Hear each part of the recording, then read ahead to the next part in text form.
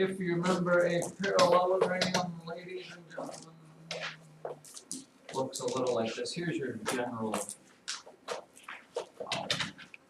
This thing is just goofy. Parallelogram looks something like this. It's not the best one I ever did, I suppose. Just take the time to draw it right. Do a line. Lines.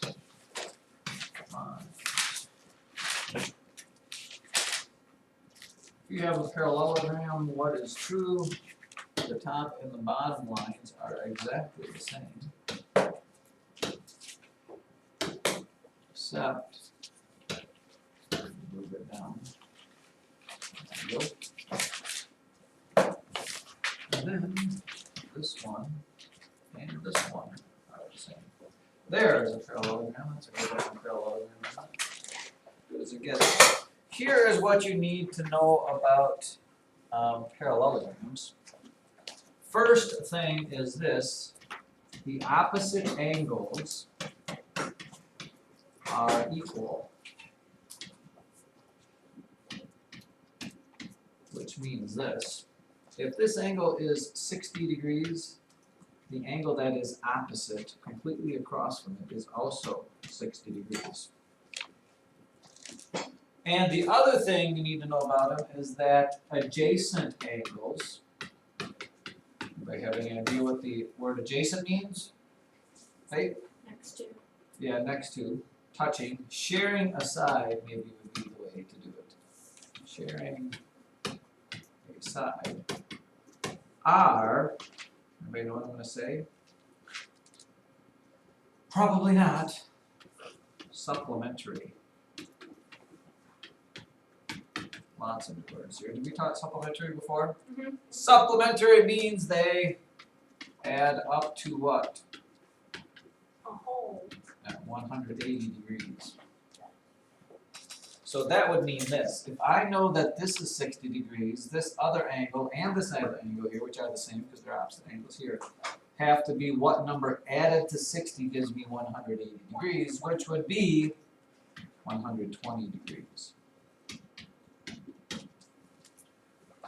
And the fourth thing you probably could figure out about this is that guess how many total degrees there are in a parallelogram? 120 plus 60 plus 120 plus 60 is, there is a total of 360 total degrees. A triangle has 180 degrees. A parallelogram has 360 degrees. And then the last thing you need to know about parallelograms is that their area, the area of a parallelogram is B times W. I'm sorry. Times W. Base times height. Base times height. Now, why do you suppose area is not length times width? Can anybody tell me that? Have we done triangles? Have we done area of triangles? No. Well, I think we briefly. And that means this, children. Anytime in math you see base and height, when you see base and height in a formula, the base and the height must, I repeat, they must be perpendicular. Which means they have to form a right angle.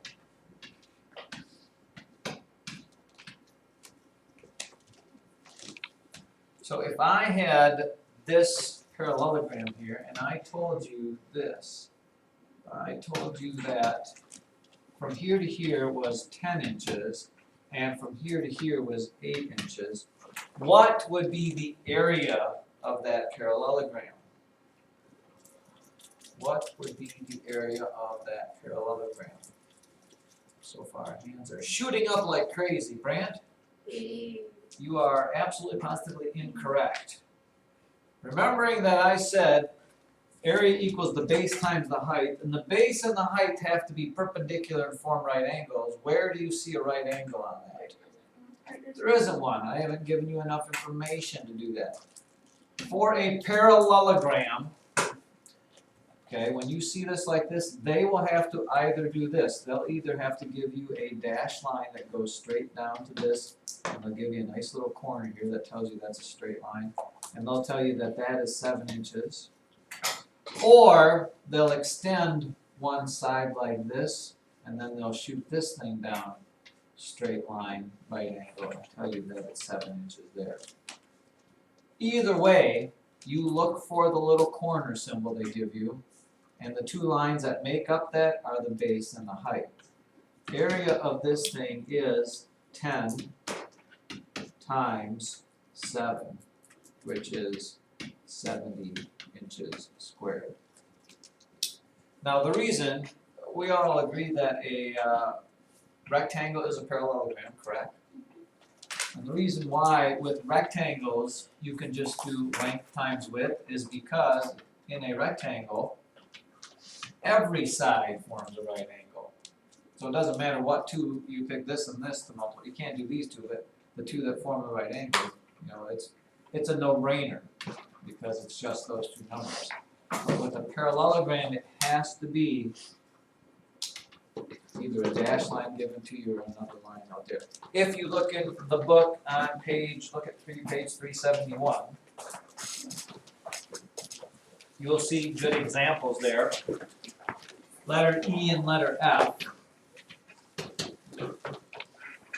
Letter E, they give you a parallelogram that looks like this. And notice how they bring a dashed line down from here and a dashed line across there, and they give you that little square corner there. What two measurements for letter E are the base and the height? On page 371, what two measurements? They give you a 10 here, an 8 here, and a 12 over here. Which two would you use if you're finding the area of this? Which two would you use for the base and the height? Parker? 10, the 10 and the 8. Yeah, the 8 and the 10. So it would be 8 times 10, which is 80. Now, please understand this as well, okay? If you're finding perimeter of this shape, everybody look up here so I know I'm doing it. Perimeter is the distance around. This 10 is not part of the perimeter. The perimeter would be adding up this side, plus this side, plus this side, plus this side. This 10 is only given there so you can find the area of it, nothing else. So the perimeter of this would be 2 12s added to 2 8s. Only the distance around, not way out here. You don't count that as part of the perimeter. And then letter F, they give you another one that looks a little like this.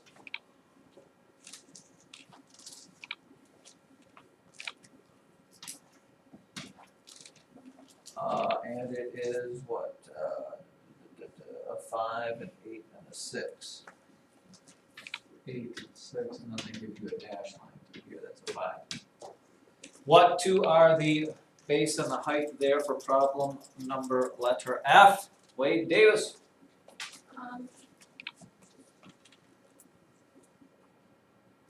What two? The form? 8 and the 5. Yeah, area is going to be the 8 times the 5.